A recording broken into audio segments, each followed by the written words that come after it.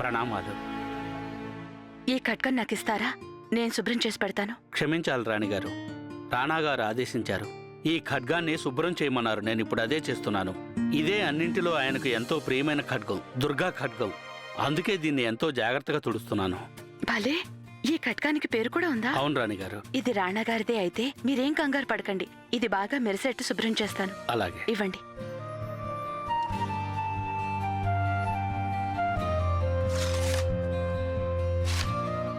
స్వీకరించండి. ధన్యవాదాలు. మీకెంతో ప్రియమైన ఈ దుర్గా ఖడ్గాన్ని తళతళ మెరిసేలా చేస్తాను రాణగారు. అది చూసి మీరు నన్ను క్షమించేస్తారు. కానీ ముందు రాజభోజనాలు.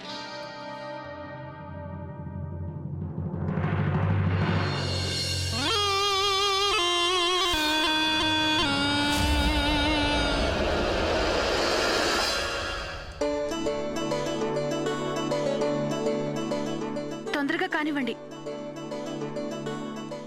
అన్నయ్య, సమావేశం ప్రారంభం కాబోతోంది.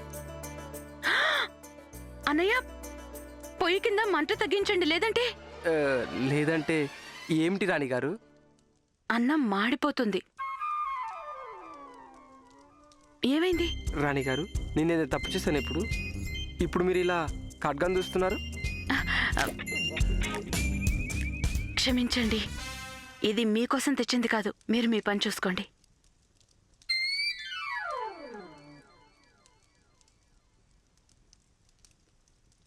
రాణి గాయత్రి, రాజమాత, మీరింకా తయారు కాలేదా? అదే, ఇదిగో ఇప్పుడే వెళ్తాను. కాస్త త్వరగా వెళ్లి తయారవ్వండి. ఆమీర్కోట్ దర్బారులో ఆలస్యం జరగకూడదు. కొత్త రాణి గారు, మేం పొద్దుటి నుంచి చూస్తున్నాం. మీరేమీ తినను లేదు, తాగను లేదు. గిరిగారు, రాణిగారి కోసం షర్బత్ తయారు చేయండి.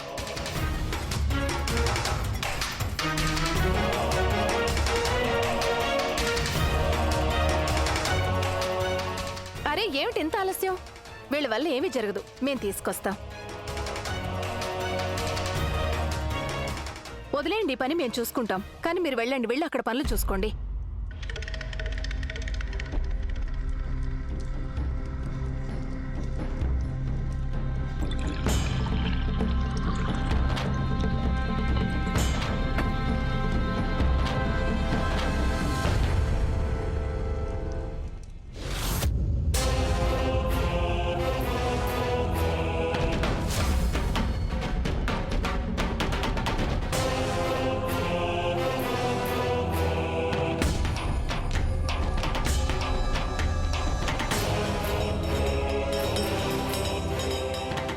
ఇదిగో తీసుకోండి, వెంటనే తాగేయండి.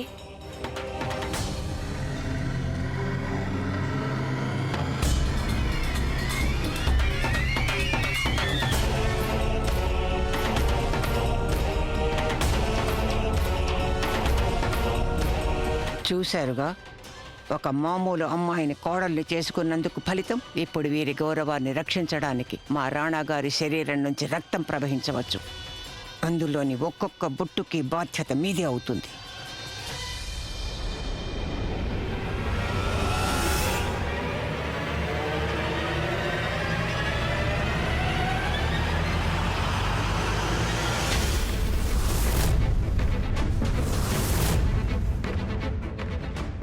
రాణి గాయత్రి,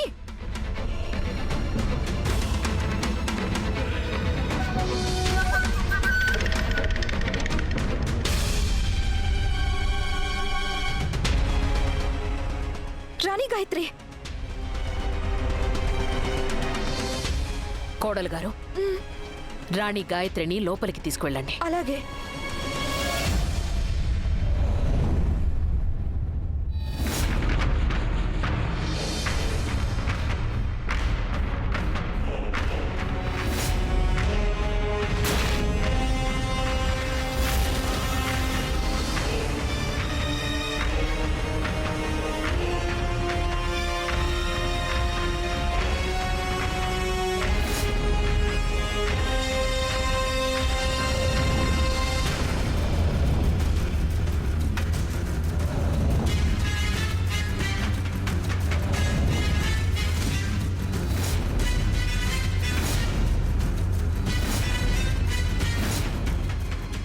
గాయత్రి, గాయత్రి,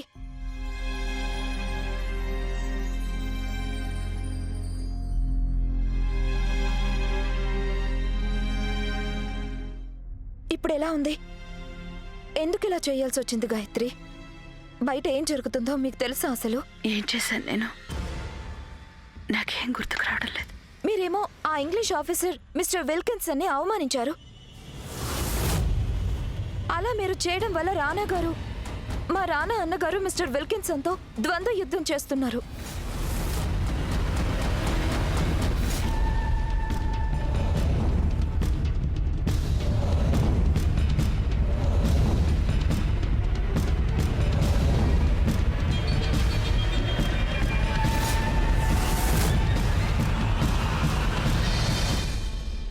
మా ఖడ్గం ఎక్కడుంది? క్షమించాలి ప్రభు, కానీ మీ దుర్గా ఖడ్గం ఎక్కడ కనిపించలేదు.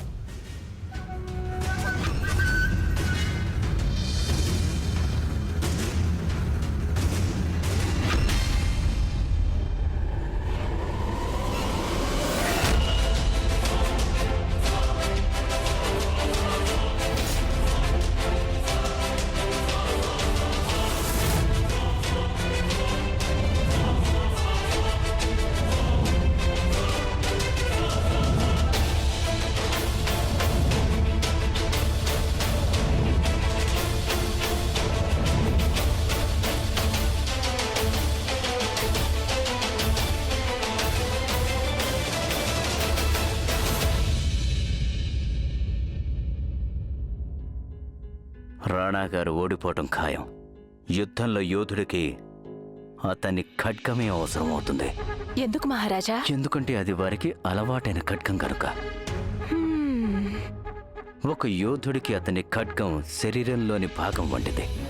అది లేని యోధుడు అసంపూర్ణుడే. ఏంటి? దుర్గమ్మ తల్లి, నేను ఇలాంటి పని చేశానండి.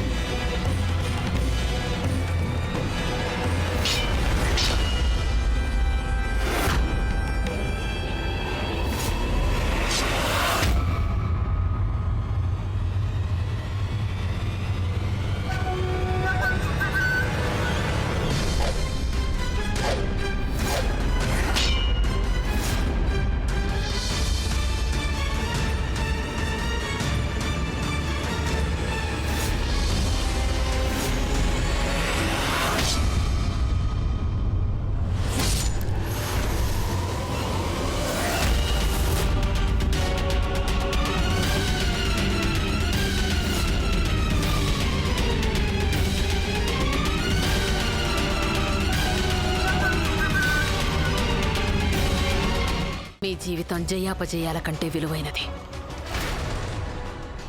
ఓటమిని అంగీకరించండి.